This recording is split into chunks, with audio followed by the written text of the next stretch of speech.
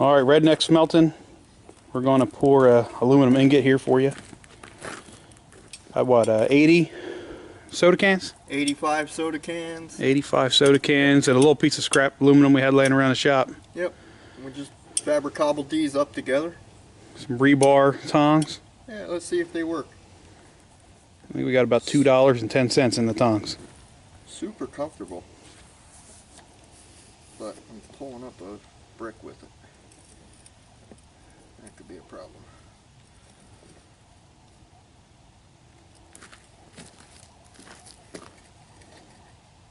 I like it. I like these tongs.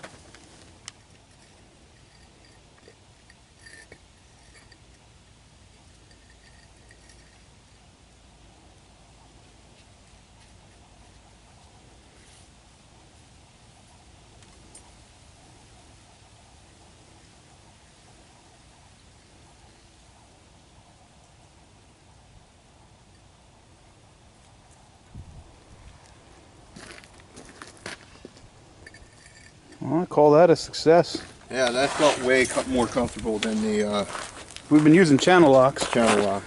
Let's see what we got left in there. Just a little bit of slag on the bottom of there. Crucible's still pretty clean.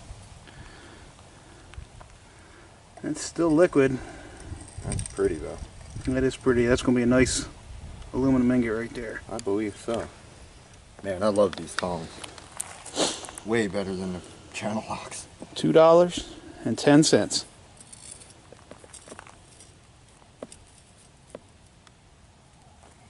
Once I get used to using them, they're going to be golden.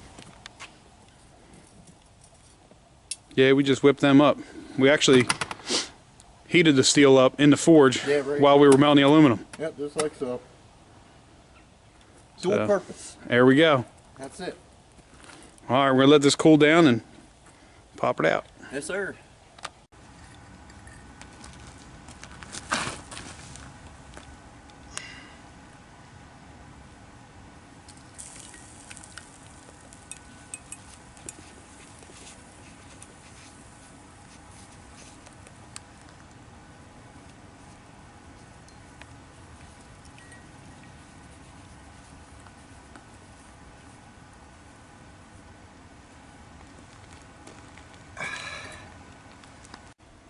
Here we go. Here's our first pour of the day. That first ingot turned out pretty good. Really good, actually. It's got a nice fine grain structure. Good and solid too. Didn't really shrink up too much in the middle. Still a little warm, but there we go. Tap it on something. Just it's hard to appreciate. That's what it does. That's a solid brick of aluminum. That's it. All from soda can. In our Redneck Forge. Redneck Forge. That's it. Ain't bad. Can't beat it.